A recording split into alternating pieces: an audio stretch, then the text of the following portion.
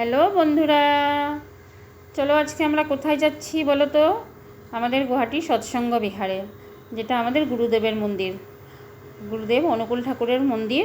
চলো আমরা আজকে সবাই যাচ্ছি, তোমাদেরকেও নিয়ে যাব আজকে। তো দেখো আমাদের এই রাস্তা দিয়ে বেরিয়ে গেছি। তো আমাদের এখানে এলো ফ্লাইওভার হচ্ছে, সেজন্য রাস্তায় কাজ হচ্ছে, সেজন্য এরকম ঘেরা দিয়ে রেখেছে টিন দিয়ে।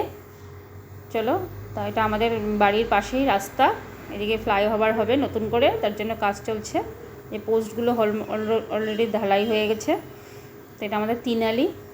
দেখো এখন আমরা চলে যাচ্ছি। আর এই গাড়িটার জন্য আমার ছেলে ভালো করে গাড়ি চালাতে পারছে না, কখন ওভারটেক করবে এই ধান্দায় আছে। তা আমি আবার ওকে বলেছি যে সাবধানে গাড়ি চালাতে, যেহেতু আমাদের এতটা দেরি হয়ে গেছে বেরোতে, আগে কোনো প্ল্যানিং ছিল না যাব বলে। তো আমাদের প্রার্থনা ছিল 5:55 এই মাসে। তো আমরা বেরিয়েছি ঘরের থেকে 5:30-এ। তো এত কম সময়ের মধ্যে এতটা দূর জার্নি করা মানে ভীষণ মুশকিল হয়ে যায়। তারপরেও এত মানে স্পিডে গাড়ি চালিয়েছে, ওকে বলেছি সাবধানে গাড়ি চালা। তো ও একটা শর্টকাট দিয়ে নিয়ে গেছে। সেই শর্টকাট দিয়ে আমরা প্রায়ই যাই আমাদের মন্দিরে।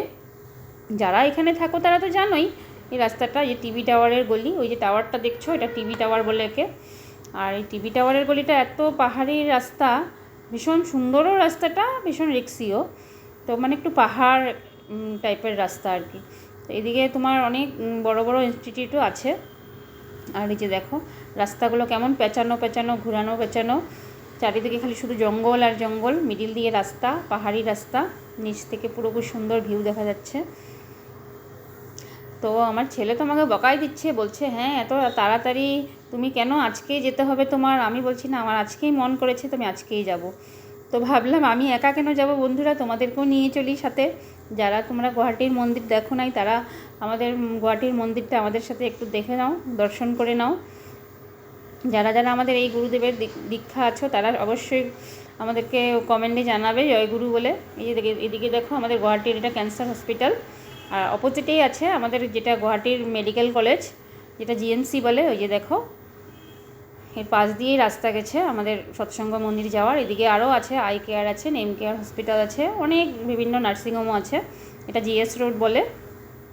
এই জিএস রোডেই একটু আগিয়ে গেলেই আমাদের মন্দির। এই যে অলমোস্ট আমরা চলে আসছি মন্দিরে। দেখো আমাদের গেটটা সৎসঙ্গ মন্দিরের, সৎসঙ্গ বিহার বলে লেখা। তো আমরা এখন ঢুকে গেলাম, এন্ট্রি হয়ে গেলাম। তো দেখো ভিতরের মন্দিরের দৃশ্যটা অপূর্ব দেখতে, চারিদিকে শুধু গাছপালা, সবুজ আর সবুজ। এই যে আমার ছেলে আমার গাড়ি রেখে দিল, পার্ক করে দিল। এখন এই যে দেখো মন্দিরের ভিউটা কি সুন্দর দেখতে। তো তোমরা যারা যারা আসোনি তারা অবশ্যই আসবে, আর গুয়াহাটি আসলে অবশ্যই আসবে। যে দেখো আমরা এখন জুতা রাখার জায়গাতে জুতা টুতা রেখে নিলাম। এখন আমরা হাত পা ধুয়ে নেব।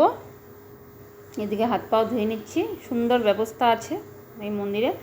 তার মানে আমাদের যে দেওঘরের যে আমাদের বড় মন্দিরটা আছে সৎসঙ্গ বিহার, যে আমার ছেলে নমস্কার করে নিচ্ছে, সেই দেওঘরের পরেই নাকি আমাদের গুয়াহাটির সেই মন্দির, মানে সেকেন্ডে আছে। এত সুন্দর আর কি। তো অবশ্যই তোমরা একবার আসবে।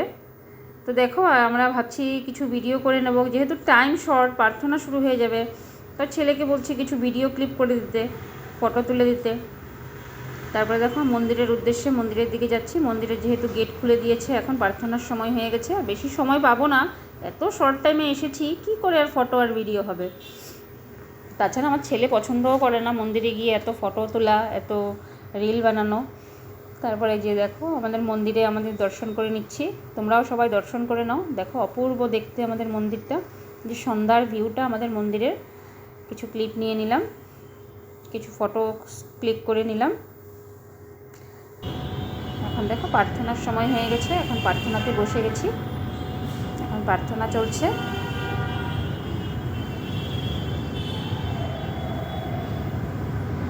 তো আমার প্রার্থনা হয়ে গেল। এখন দেখো বড়দার মন্দিরে চলে আসছি। এই যে আমাদের বড়দার মন্দির, এই যে আমাদের গুরু মার মন্দির, যেটা আমাদের বড় মা বলে, মহালক্ষ্মীর রূপ বড় মা। সবাই সবার মঙ্গল করুক, তোমরা অবশ্যই আসবে। আর আমার ভিডিওগুলো যদি ভালো লাগে তোমাদের, তাহলে অবশ্যই জানাবে কমেন্ট করে, আর লাইক করবে আর শেয়ার করে দেবে। টাটা, বাই বাই, সবাই ভালো থাকো। যে এখন আমরা বাড়ির উদ্দেশ্যে রওনা দেব।